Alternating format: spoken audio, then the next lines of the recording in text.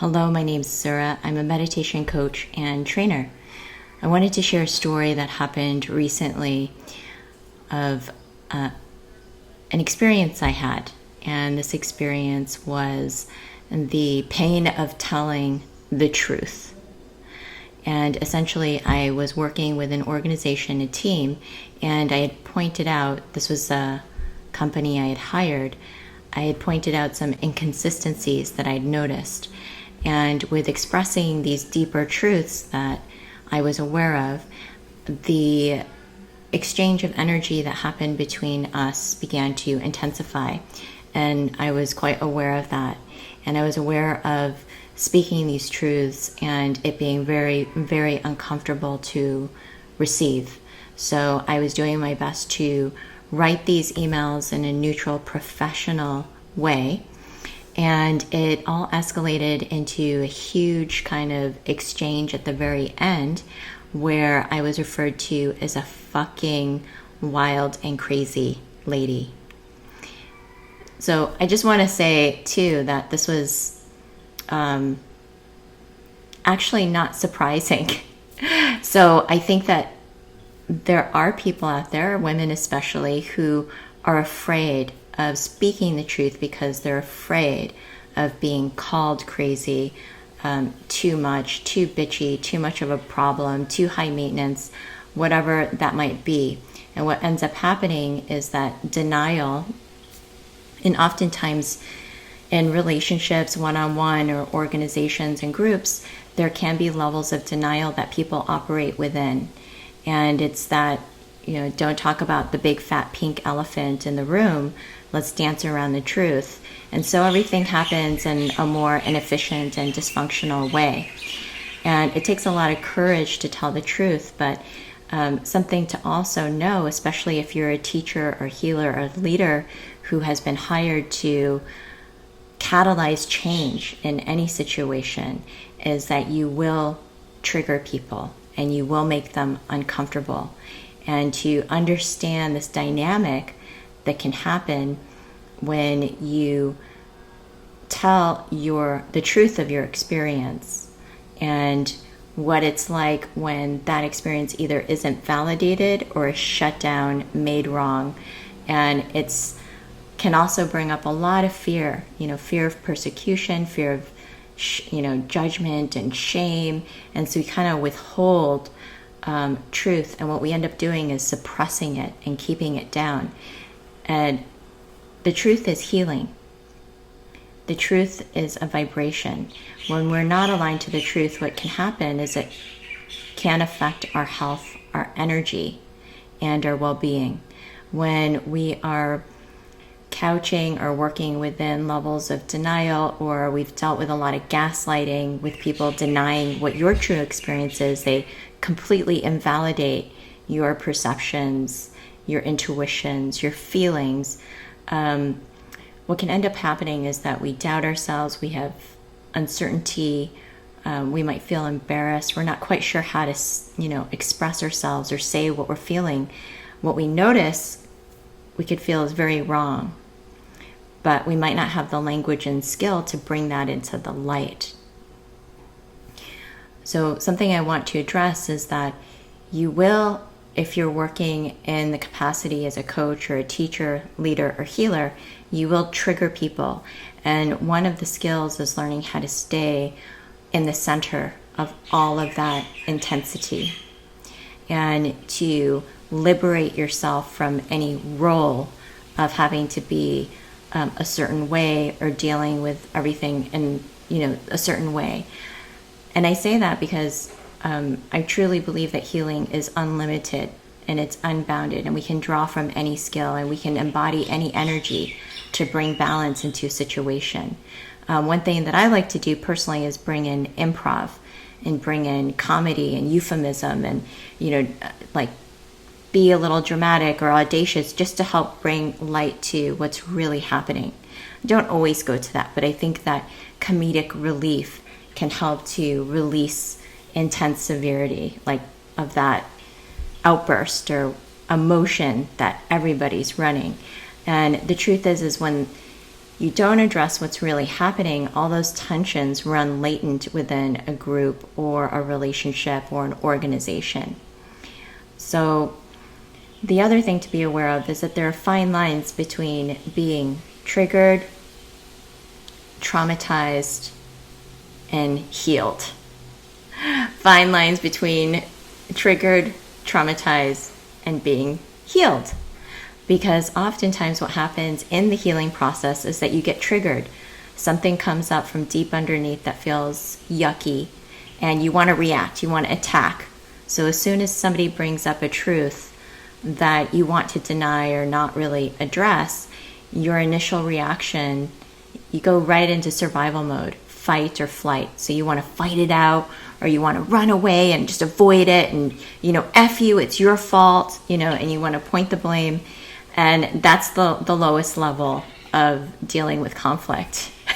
So, and it's something, as if you're a facilitator, you need to be aware of that. This kind of energy is going to be brought to the surface. Being traumatized is you bring up these hard issues, because if you're holding this energy and you bring up somebody's wounding and their unconscious wounding, which they're projecting onto you, to first of all learn how to not take it on. You have to maintain a sense of clarity and peacefulness. And one way that you can do that is to really ground yourself in your body, and when you speak, to stay in a place of balance center. There is a vibration from which you speak, an embodied vibration that can help to communicate what you'd like to convey, and in a sense hold the vibration of trust and a willingness and intention to have truth or a resolution. Sometimes there's no resolution, and you can't make healing and health happen when somebody's not ready. You can only express what's true for you and let the cards fall where they may, or the shit hit the fan where it may, and just let things, flow from that place of truth. I think sometimes we're very afraid, right, of hurting people's feelings, of disappointing them. We almost want to protect, people that are even abusive, protect their feelings and make sure they're okay. It's one of those things where there are these fine lines, and you dance these fine lines. And sometimes people need to have the cold, hard truth. Sometimes people need a little bit of hand-holding and nurturing. And that's your skill as a facilitator or healer, is to understand what's really needed.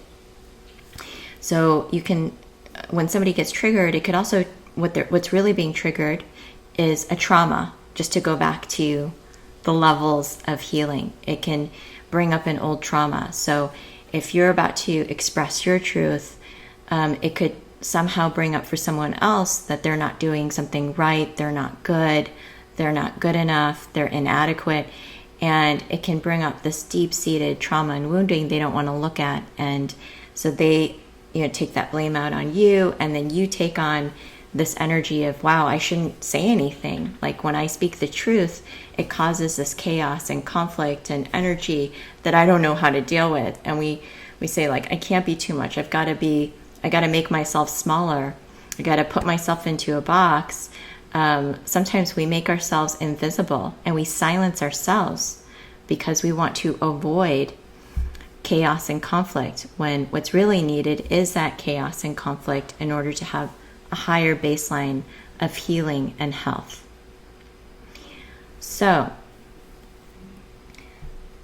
that's where the healing piece comes in. So sometimes the trigger comes up so much, and then there's an intensity of energy, and that's where the healing can happen.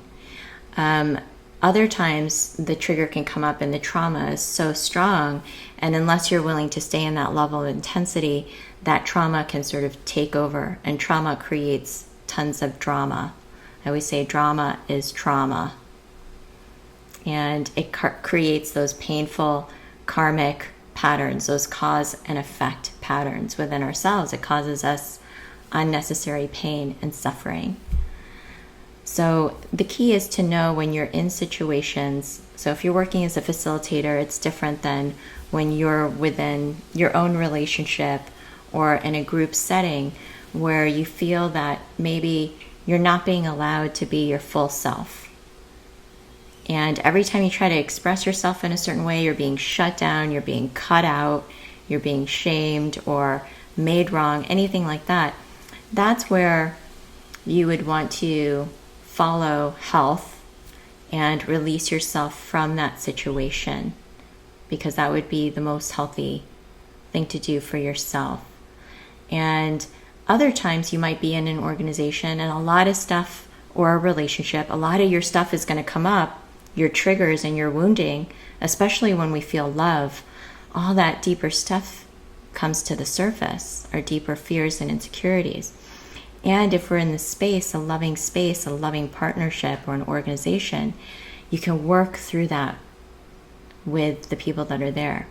But they also have to be at a level of health and willingness and conscious awareness to work with you at that level for true healing and growth to happen.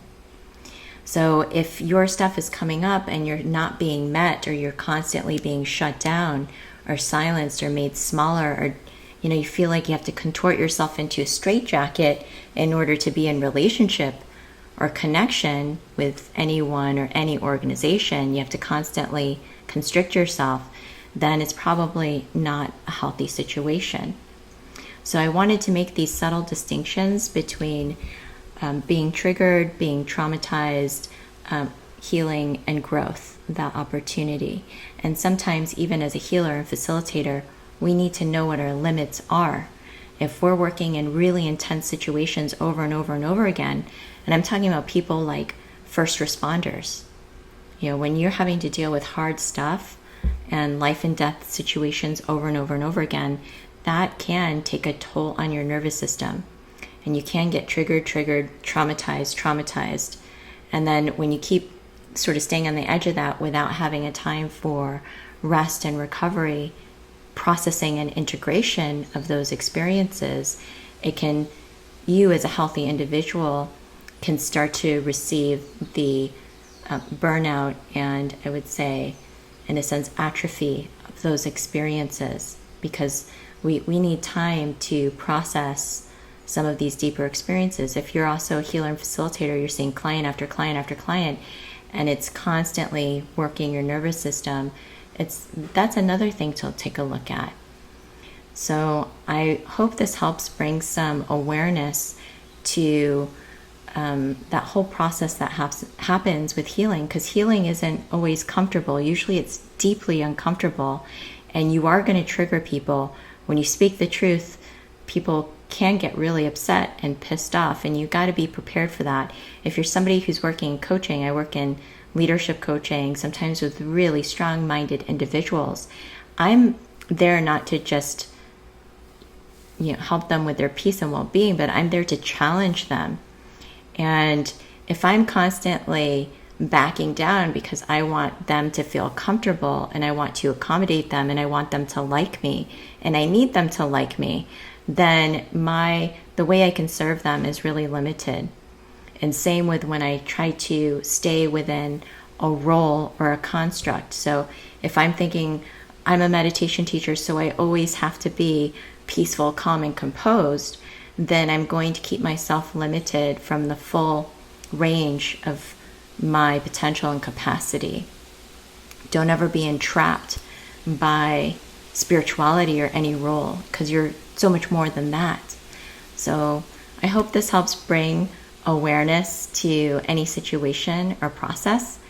Thanks so much for listening. If you would like to add your own experiences, reflections, and insights, I'd love to hear them below, as well as answer your questions. We do offer trainings on meditation and how to use the skill of meditation in action for leadership, healing, and growth.